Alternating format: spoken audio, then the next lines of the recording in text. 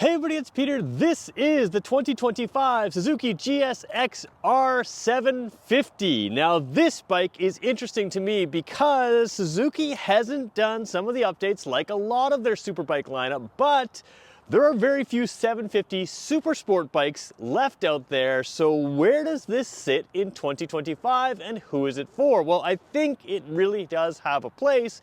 But again, the super bike market has narrowed. There are less people buying these, more people buying street sport bikes, but can you handle this on the street? Is it good for things? Do you get the 600? Do you get the 1000? Why is this still in existence? Why does Suzuki still sell this? Well, that's what we're gonna try to answer by talking about who this bike is for. And to do that, we're gonna go through it component by component, show you what it is in 2025, tell you what you could get for a street sport bike that maybe has newer technology in some areas, but why this is also good. So lots to cover in this review. I want to thank McLean Sports. We're filming outdoors finally again. It's a nice day here, so I want to thank them for providing me complete access to their entire lineup. I do reviews of everything I can get my hands on. McLean Sports has all kinds of brands here, KTM, Suzuki, Yamaha, and more.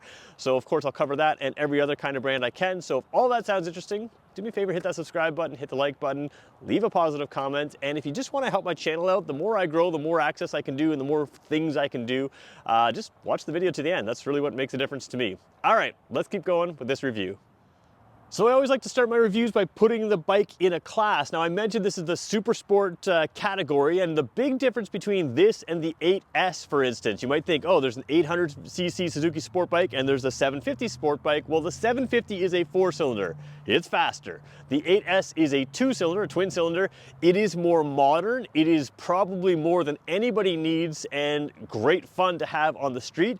And personally, it's the bike I would choose. This is for a more narrow market, but it still has a place for those looking for something special. So super sport bikes, again, like I said, shrinking market, but again, they were the driving force behind innovation. So they talk a lot about efficiencies on Suzuki's website with this. So efficiencies in the engine, not just like fuel efficiency, but like resistance in the engine. So they have, like, you know, the engine slides better, the moving parts slide better together because of the way it's finished. They talk about the aerodynamic efficiency. There's a lot of efficiencies in this engine to drive more power, which can also drive fuel efficiency. So all of the technologies in these super sport bikes tend to trickle down into street sport bikes. And the problem with 2025 is street sport bikes are so good, most of us don't need this. But this one's, again, weird because it's a 750, not a 600, not a 1000. So let's start with the components, work our way through and talk about what you've got and why it may matter to you. So I always say, if you've seen my reviews before, you know that I like to start with the front wheel, and there's a lot going on here with this front wheel, but to the, you know, maybe untrained or newer eye, it may look very similar to the 8S. So that's basically for a reason. That 8S is a very good street sport bike. But let's talk about what you have here. First of all, you have better tires than you would have on a street sport bike. And I say better in the sense that they are grippier. Now, they may not be better for you. Grippier tires sometimes need a little more heat in them to get the grippiest of grippiness. And they also will tend to wear out a little bit quicker than street sport bikes. But if that's what you want, is something that is a little bit grippier, you have that stock on this bike. You also have big, huge Brembo brakes here, and of course dual calipers. The big thing is with these Brembo brakes, they're mounted on the radial mount caliper. This sort of Y shape here, they never used to do that on street sport bikes. The Suzuki 8S and 8R both have that radial mounting now. So what is the real difference here? Well, obviously the Brembos, and you know, you've got upside down forks. That also is on the 8S and 8R. So what you have here is a suspension system designed for the racetrack that you can use on the road. It's going to be a stiffer suspension. It is a fully adjustable suspension.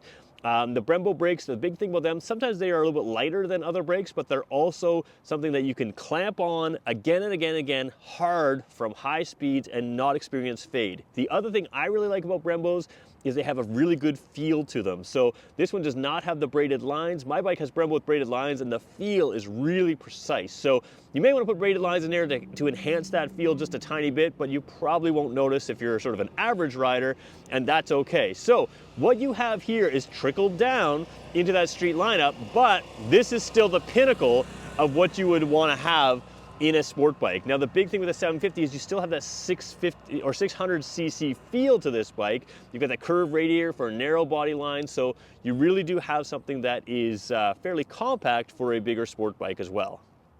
So taking a look at the heart of this bike, the engine, of course, this is a true 750cc engine. You don't often see that in the motorcycling world. It's sometimes 749 or it's, you know, a little bit over, a little bit under that marker, but it is a 750cc four-cylinder engine. So the four-cylinder is going to give you a high revving engine. In fact, redline on this is over 14,000 RPM. So you really have a unique experience. And that's one of the joys of a true super sport bike, is just allowing that power to continue to build, and having a lot of that higher end, higher revving power. So that's one of the things that makes these four-cylinder sport bikes really cool. Now, there's a couple other things that you'll notice here. If you look around here, a lot of the street sport bikes are having exhausts where, you know, the hard work is done down here and it ends right there. It does not have a pipe on this. Now, this one is set up for a pipe up top because 750s are common to have aftermarket accessories to enhance performance, whether you're taking it to the racetrack or just on the road. Now, one thing to remember with the road, once you take off these components, all those sound regulations fall on you, not the manufacturer, so you got to keep that in mind. But you have more aftermarket accessories to this, so you can customize it for the racetrack and for yourself, whatever way you want. So that's why you have a pipe up here. Still designed very well as a handling bike. This is a very good bike for handling. But again, that 750 power is one of the key components to this. All right, let's keep moving through.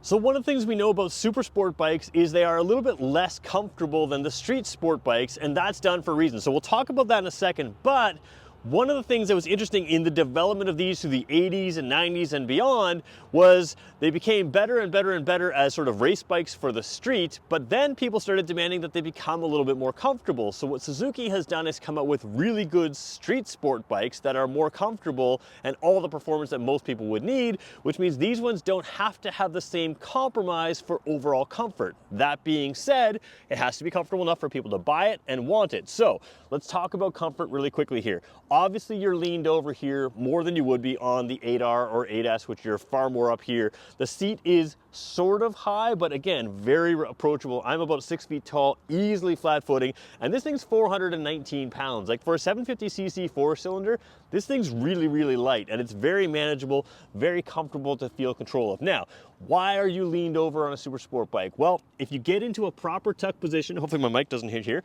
you get into a proper tuck position, you're resting your chest right there on the tank. You've got the helmet and the windshield right there to send the wind right over you, but you also have your elbows and knees tucked into the bike, and you're feeling one with the bike. Remember, when I talk about bikes a lot, I talk about the weight centralization, which means you want your weight forward and low when you design the bike. On the street sport bikes, a lot of that is forward and low, but your body is up and tall, so that is more comfortable, right? So now when you have a super sport bike and you can get down in this position, you are very, very much one with the bike. That is one of the key differences to experiencing a super sport bike versus a street sport bike. You're much more one with the bike. It's very easy, and it feels slower almost to go fast in a tuck position where you're not feeling the wind as much.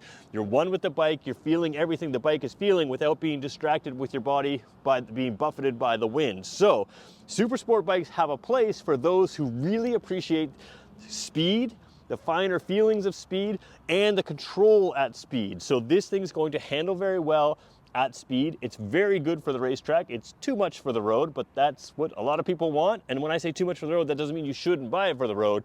It's just far more capable than you can go legally on the road. And that's where the 750 comes in. So we'll talk about that a little bit later in the video. But overall, there's your riding position of a 6-footer. Again, high foot pegs are a necessity to give you those cornering clearances that you can get over. And so your legs are tucked up tighter, your body's tucked up more, and you're very much pushed forward and down to keep that weight on the front wheel, both for lifting when you're doing when you're accelerating, but also, which it has traction control, but also for when you're heading into the corners. You want to keep that weight on the front wheel and make sure you have traction as you dive into corners. So that's the seating position. It's not too uncomfortable for a super sport. I would gladly ride this for quite a while, but again, street sport bikes are going to be more comfortable for that reason.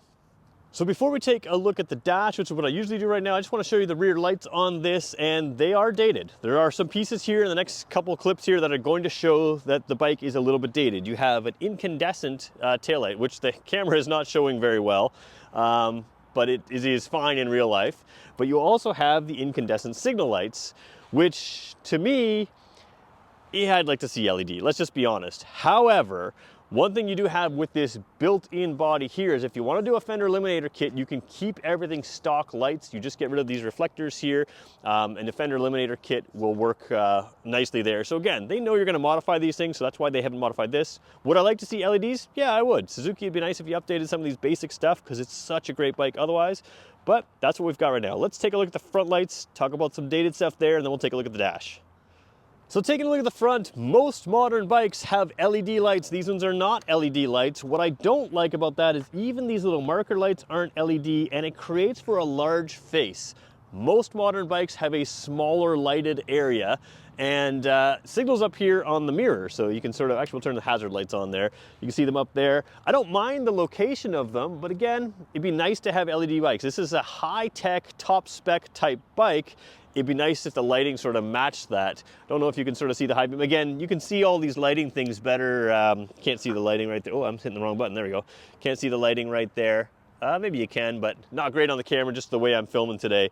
So don't worry too much about the lighting as far as not showing. It is bright enough to light the way, but it's not LED and it doesn't look super modern. And on a bike in this class, I'd like to see modern LED lights. So that's maybe a negative for some people, but it's worth pointing out that that's where we are and that's what you've got.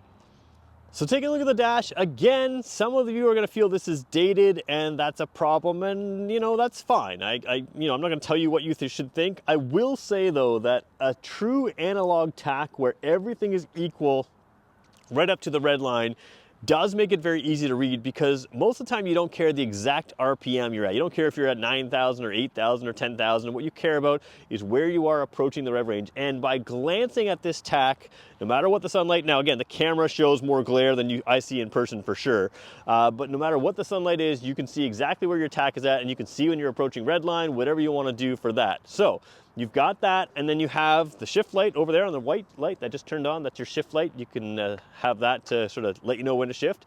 And then you have a number of other warning lights and basic information down here. Now I say basic information, it is set up for kilometers an hour, of course. It's got the odometer up top. Gear is in 0, so neutral shows as 0. I don't know if you can sort of see that over on the far left there. And then we cycle through some things. We just reset the timer there. We've got the clock, we've got the trip 2, trip 1, then that is your overall odometer, and then the timer there right there, and I don't remember what that one is. So you've got a number of things there, and then you can go down or up through them. So for instance, I can go through trip 1 and back to this odometer. I can go up and down. So we'll show you the controls on that in a second. You've just got basic controls, but then there's another button that controls, if you look below the gear indicator, your drive modes. So it's A, B, or just A and B, I guess. Sorry, I thought it was A, B, and C.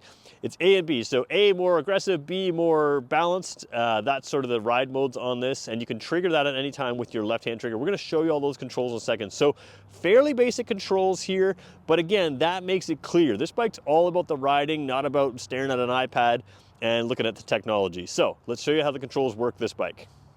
As we're setting up the camera here to show the controls, I should show you the top of each fork tube as well. Both of them are identical, tension and compression, so rebound, compression, all that is on both sides of the fork. So both sides of the forks are identical to this, so there's your adjustments there. And as we scroll across, actually let's just come out a little bit here and scroll across to the controls. I am on an awkward angle here because I want to show you this button right here. So we'll try to zoom in a little bit. Oops. A little too far, let's come out there. All right, there we go. So you can see this button right here. A lot of times that is a flash to pass, but you can see on this angle here, you press this down, it says pass on the very front side. I could have filmed that at a better angle. So there's your flash to pass. In other words, get somebody's attention, whatever you want. This is your mode button. So that's your ride modes. Anytime you want to switch ride modes, you just tap that. Then you have your signals, your horn down here, and then you have a 4-way flasher switch up here. So very simple controls there, nothing at all to control your dash. Most modern bikes, they try to put everything on the left side here, the clutch side here, but you do have basically only lighting controls, and other than that, drive mode right there. So the other side is where you would control your dash. Let me just show you that right now. So switching over to the throttle side here, kill switch there, up and down. Remember, I could switch through if I want to go trip A, or like trip 1 and trip 1, trip 2, I could go back to trip 1, that kind of thing. So it's sort of the up and down controls there. The start switch here, kill switch there, that's it. Now the other thing worth noting is the brake lever here does have, I believe, 6 levels of adjustments for reach. The clutch lever does not. So sometimes the reach is done for longer or shorter hand, like longer or shorter fingers, but it also gives you the grab point exactly where you would want it on a bike. So that's one of the reasons you may want them adjustable, and that is adjustable there on the brake side, but not clutch side. There's your other suspension fork tube right there, so you can see that. And let's keep moving on. So let's talk about who this bike is for and what it is in the context of 2025. So you have to remember, when these bikes were introduced in the 80s, it was a real revolutionary bike. For some people, the fact that the 750 can still be bought is reason enough to buy it, because they grew up always wanting that 750. It was kind of like that pinnacle perfect bike. It was, the 1000cc bikes were a little bit bigger and heavier. The 600s were a little bit smaller. This gave you the power and the handling of both. Now in 2025, a lot of these 750s and even 1000cc bikes handle much better than the 1000cc bikes of the past. So these bigger bikes are built smaller and they handle just as well. So there's not necessarily the same reason to go. Where I think this fits in 2025 is there's still a case for a 750cc sport bike on the street. Most 1000cc bikes, and I'm not saying that you can't buy it, or a Hayabusa or anything like that, but most of those 1000cc or bigger bikes that are on the street today are far, far too much to really enjoy on the street. I mean, even a 600cc bike, if you're ringing it out to redline, you're gonna be beyond legal very, very quickly. Where I think the 750 is interesting is it's kind of that logical step over the 600s that give you that little bit more without sacrificing virtually anything. It's still gonna handle great, you still got that high revving, super sport type power, but this is sort of the limit of what, in my mind, is reasonable to explore on the streets, recognizing that I know that means you're gonna be illegal on the streets, and hey, we've all kind of done that. Allegedly, if anybody's watching from, But what I'm getting at is, what's so great now is this, what people really want is they've made better street sport bikes, and Suzuki's got a leader in that 8R and 8S category of the two versions of that street sport 800cc bike. For most people, that's all the sport you need with the comfort you need, and it's going to be a really great street sport bike. We didn't have those back in the day, so we had to go to something like this. This today, would I like to see it upgraded? Yes, I would. I'd like to see at least some LED lights on here. I'd probably like to see some sort of dash update on here. But the reality is, Suzuki is still making an absolute leading edge bike when you take out the things that we look at in the showroom. As far as the engine, as far as the suspension, as far as the way this thing, the geometry of this, the way it's built, it's still an absolute leading edge bike. And they're kind of at the point where peak superbike has been reached for road users. You're not gonna tweak it or improve it that much more, at least not enough to be noticeable to the average rider who is usually who buys these things. So this thing is still pinnacle engine, geometry, suspension, all of that kind of stuff, tires, it's all of that, brakes, everything. It's still pinnacle that level for the street, with the riding position that puts you in position, with the steering damper, that kind of thing, stuff you don't always get on a street sport bike. All of those things are in this bike. You just have to accept that it's gonna have a little bit of a retro feel with non-LED lights and with the dash. If you want a top spec, state-of-the-art bike, this is still that, just not in the way that some of us still talk about that. So if that sounds like you, this bike is for you. If you are not a high-speed racer that's gonna really appreciate the finer things, go for the Suzuki 8S, 8R. Those are the bikes you're gonna enjoy out on the road and are gonna give you a fun feeling. But if you get a chance to try out a super sport bike, especially in an enclosed environment, especially if as your skills develop, maybe a riding course, something like that, absolutely do it. There's nothing like these. They're super, super cool. So there is my review of the GSX-R 750 in 2025 and how it sits in the lineup. I hope I didn't offend too many fans of this bike, because again, it is a great, great bike. Just like to see a couple updates from Suzuki. All right, thanks everybody for watching. We'll catch you in the next one.